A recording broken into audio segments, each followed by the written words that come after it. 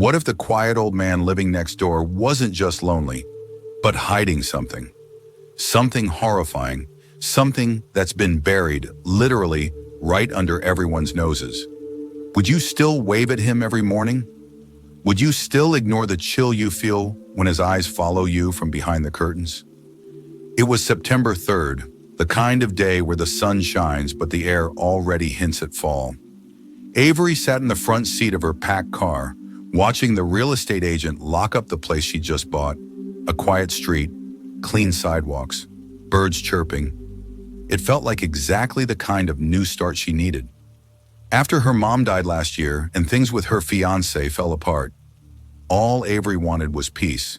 Just her job, her cat. No drama, no noise.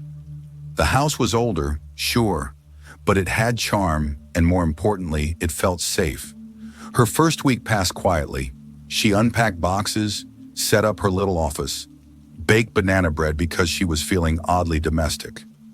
Neighbors waved as they walked their dogs. Kids played a few houses down. But the one house that stayed quiet was the one directly next to hers. The lawn was neat, the curtains always drawn. And yet, she felt watched. It wasn't imagination. Every time she stepped out to grab mail or take the trash out, she sensed it. That itchy feeling, like someone's eyes were on her back. Eventually, she saw him. He was always in the same window, thin, gray hair, back slightly hunched, just standing behind the glass like a statue. She waved once, awkwardly. He didn't wave back. Avery asked the mailman one day, trying to sound casual, "Do you know the man who lives next door?" The guy didn't even hesitate. "Yeah, that's Mr. Harris. Been here longer than anyone. Keeps to himself. Bit off, if you ask me." She let it go. After all, everyone's got their quirks. Maybe he was just lonely. Maybe staring was his weird way of feeling connected. But then the dreams started. Dark, twisted dreams of someone dragging her down into a basement.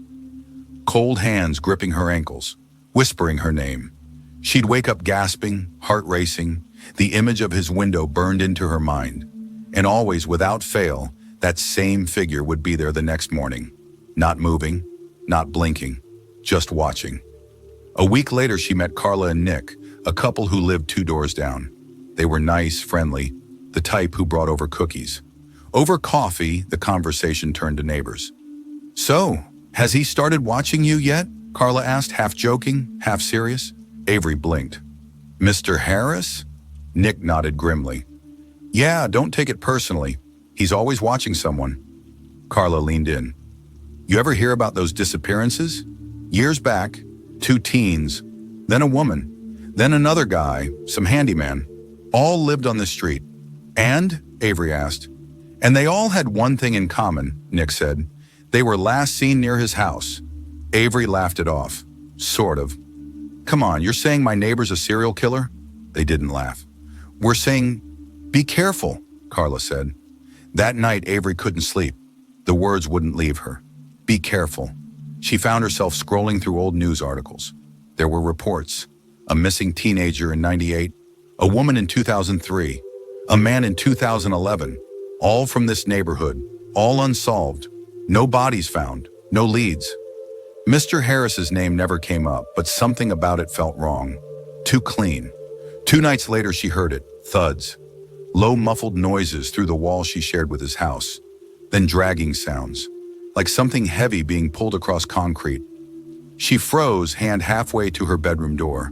Her cat, Junebug, hissed at the wall and ran under the bed. By morning, she was a mess, tired, anxious. She decided to confront him. Maybe not about the rumors, but at least check on him. Maybe he'd fallen. Maybe he needed help. At 8 p.m., she walked to his front door, hands trembling. The porch light flickered as she knocked. No answer. She tried again. Still nothing. She turned to leave, then heard it. A faint creak from inside. The door was slightly ajar. Her heart jumped. "Mr. Harris," she called out. Nothing. She should have walked away. She knew that. But something pulled her in. Curiosity, dread, that strange electric feeling when you know you're stepping into something you can't undo. She pushed the door open. Inside smelled like dust and old books. The living room was dark, curtains thick, furniture covered in sheets. It didn't look like anyone lived there. She called his name again, louder this time. Then she heard it, a shuffling sound. Below. The basement door was open. She stepped toward it slowly, the stairs yawning downward like a mouth. She fumbled for her phone light and descended. Each step creaked. The basement was cold, damp. The smell hit her before she saw it. Formaldehyde, maybe. Something chemical. And then her light caught something. A body, not fresh, not decayed, preserved. In a chair, dressed, eyes open, staring. She dropped her phone. There were more. A row of them. Men, women, different ages. Some recent, some decades old. All posed like dolls in a grim museum. Then she heard breathing behind her. Low, shaky. She turned, heart slamming in her chest. And there he was, Mr. Harris, alive, awake, staring at her just like always. Only now, he wasn't behind a window. Avery couldn't move. Her legs were locked, her breath shallow.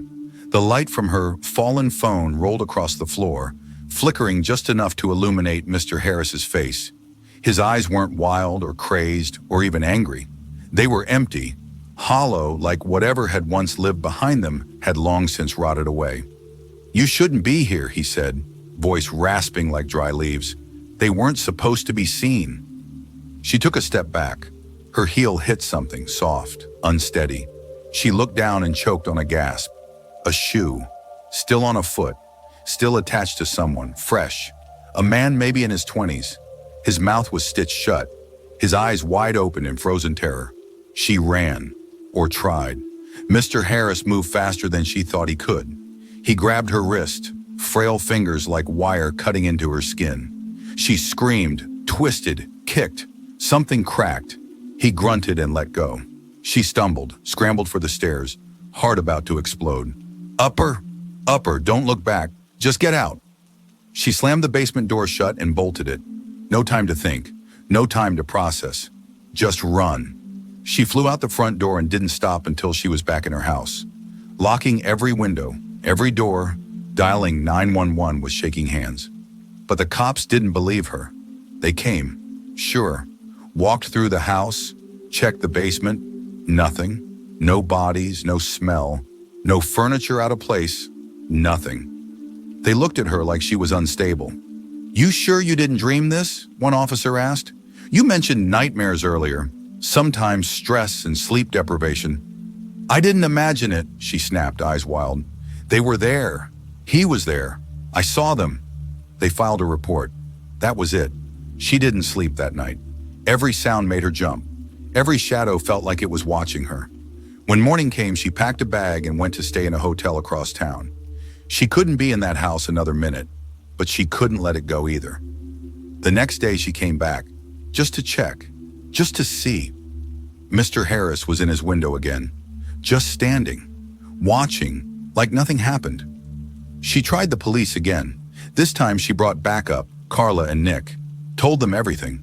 They believed her, or at least they believed something had happened. Nick offered to go check the basement with her. They crossed the yard, quiet and tense, and knocked on Mr. Harris's door. No answer. Avery didn't wait. She turned the knob. It was locked this time. "Let me try something," Nick said, pulling a pocket knife and slipping it into the doorframe. After a minute of fiddling, the lock gave. Inside looked exactly the same. Empty, silent. They went to the basement door. Locked too, but this lock was different, newer, sturdier. Nick gave her a look. "He knew you'd come back." They didn't get it open, not that day. That night, Avery didn't sleep again. Her mind raced. She couldn't stop seeing their faces, the bodies, the way they were posed like some sick version of family portraits.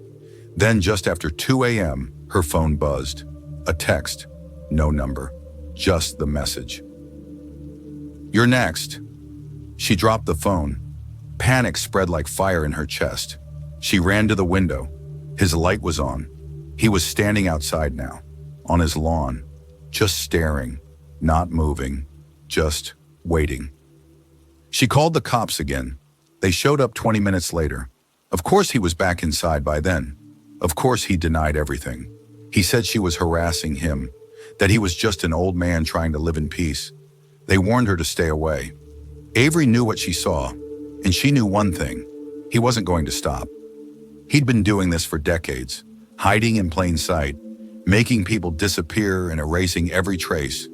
The neighborhood had looked the other way for years. She wouldn't. That weekend, she found someone online, an ex-cop turned private investigator named Lex.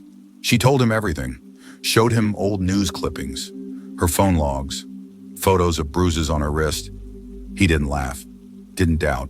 He just said, "Let's find out what he's hiding." They waited until Mr. Harris left the house for groceries. Lex picked the locks and they went straight to the basement. This time, Avery brought her own flashlight. The smell hit them first, stronger now, like decay barely masked. They found the hidden wall panel behind a shelf. Behind it, a door, steel, locked tight. Lex used a crowbar. It took 5 minutes of prying, pulling, sweat and splinters. Then the door gave. What they saw inside would never leave her. Dozens of them. Men, women, children, all dead, all perfectly preserved. Every one of them labeled with a name tag, dates, notes, like a collector's catalog. Her stomach turned. Lex took photos, called the police from inside the room, told them everything. This time, they believed her. Mr. Harris was arrested 2 hours later. He didn't fight, didn't run. He just sat in the back of the cruiser, smiling. When the cops asked why he did it, he said only this: "They were never supposed to leave me." Avery moved out the next week. She still has nightmares, still jumps at every sound. Sometimes she wonders how close she came, if she'd waited one more day, if she'd ignored one more red flag. She doesn't feel lucky, she feels watched. And every now and then in a quiet place, she still hears his voice. "You're next."